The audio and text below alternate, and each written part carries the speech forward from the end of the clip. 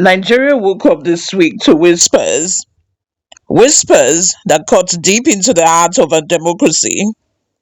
16 senior military officers, from Captain to Brigadier General, reportedly in custody. Now, the official story. They say it's about discipline and promotion failures, but sources are saying no, this wasn't about exams or career frustration. It's about power.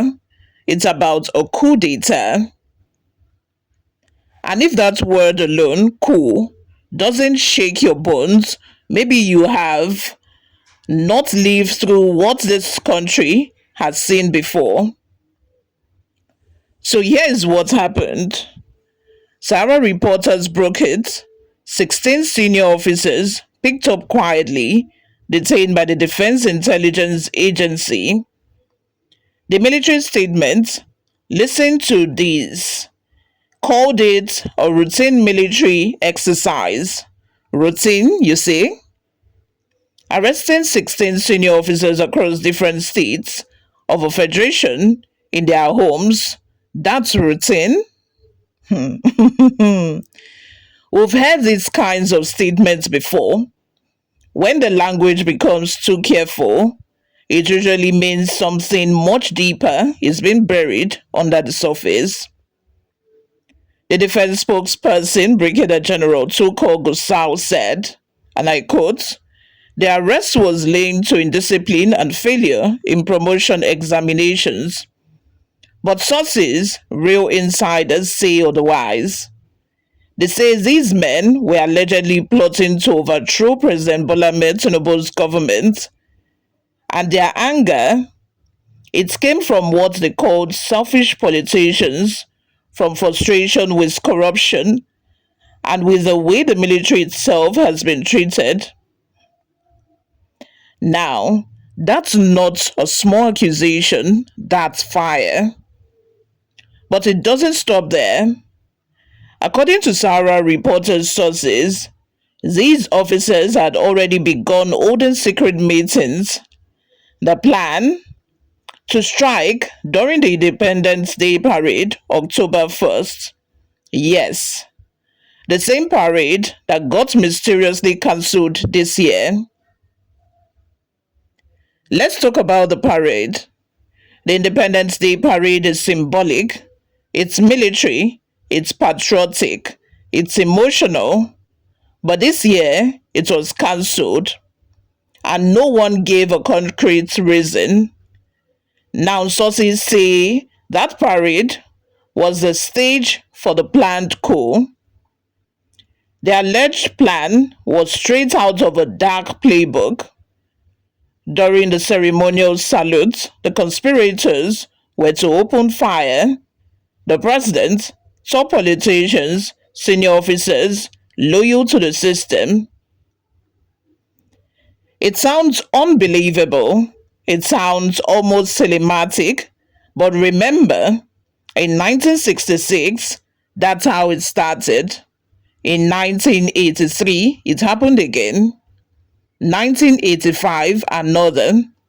1993, we were back to the same loop. So when people hear the word coup in Nigeria, it's not just news, it's trauma. And here's the interesting part. This Independence Day was Nigeria's 65th anniversary, a perfect symbolic date for military statements. So maybe, just maybe, that's why security agencies went on overdrive. They weren't planning a celebration anymore. They were preventing a mutiny. Let's get real for a second. You don't wake up one morning and decide to overthrow a government.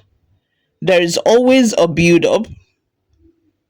Inside the military today, morale is low. Ask around, you hear the same complaints.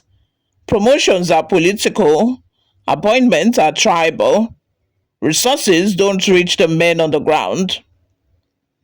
In a country battling insecurity on multiple fronts, insurgency in the northeast, banditry in the northwest, communal clashes everywhere, The armed forces have been stretched thin. So maybe imagine if you're a senior officer risking your life, but every time promotion comes, you're sidelined. Imagine you're watching your superiors get rich while you can't even fuel your car without calling your wife for money.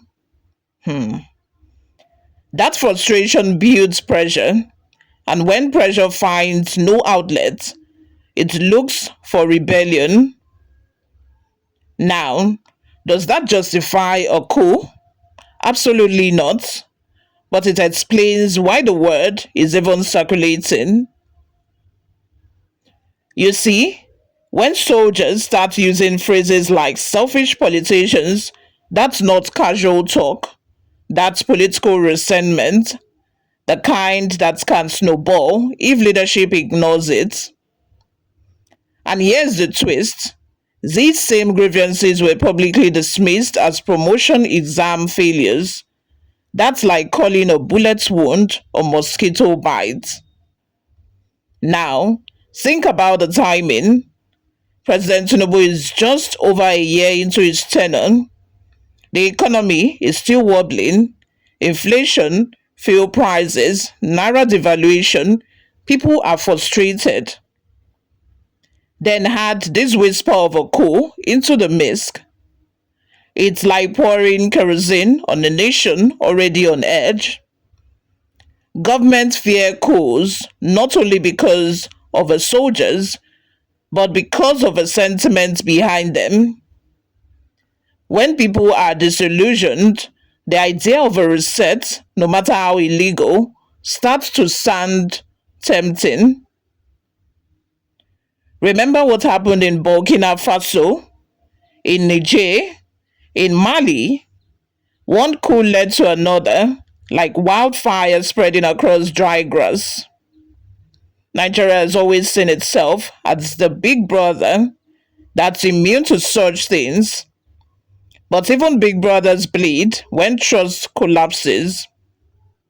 So, yes, the government had every reason to cancel that parade.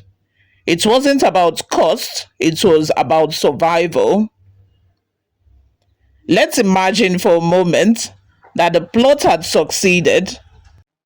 The national anthem is playing, the president is standing, salutes exchange, then gunfire.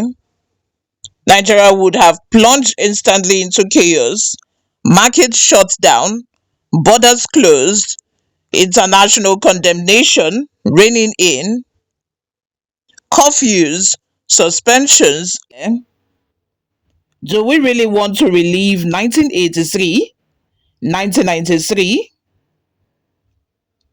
A coup doesn't fix corruption, it only replaces faces. And history tells us every military government that came promising discipline eventually became just as corrupt, sometimes even worse. But let's dig deeper. What's really happening inside the barracks right now? Because arresting 16 officers is no small matter. These are not fresh recruits, these are people with influence, units, loyal subordinates.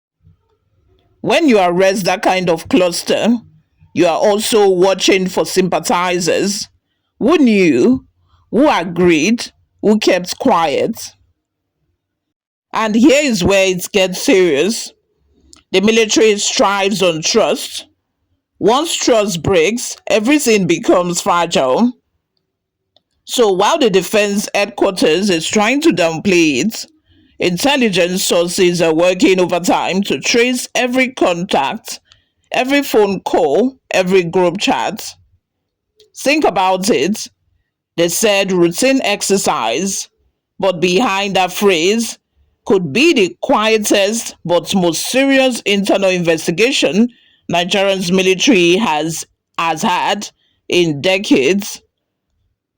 Because if even one officer in active command had joined the plot, Nigeria might have woken up to gunfire instead of headlines. Now, here is something interesting. Where's the outrage? The media reported it. Social media buzzed for a few hours, then silence. It's almost like people are tired of fighting, tired of hoping, tired of caring. And that's dangerous because apathy is the perfect breeding ground for instability. When people stop reacting, it means they've started accepting everything. And once that happens, democracy loses its shield. The truth is, Nigeria's democracy right now feels fragile. A little push and the whole system could wobble. That's why this cool talk, even if it failed, is a warning sign. Let's be honest, every time we think we've moved past the era of coups, something drags us back. We forget too quickly that coups don't bring progress. They bring curfew, censorship, and silence. We forget that democracy, no matter how frustrating, gives us a voice, but a coup gives you an order. And yet, here we are again, 2025, still hearing whispers of tanks, not ballots. What does that say about us? About our institutions? About the promises our leaders made and broke? Maybe it says one thing, that the people and even the soldiers are tired of pretending that things are fine when they are not. 16 men now behind closed doors, a nation pretending it's business as usual. But the truth, trust between government and the military is cracking. And when that trust breaks, everything else is just noise. Nigeria doesn't need another coup. What we need is competence.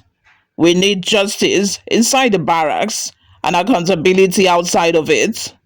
We need leadership that inspires loyalty, not fear.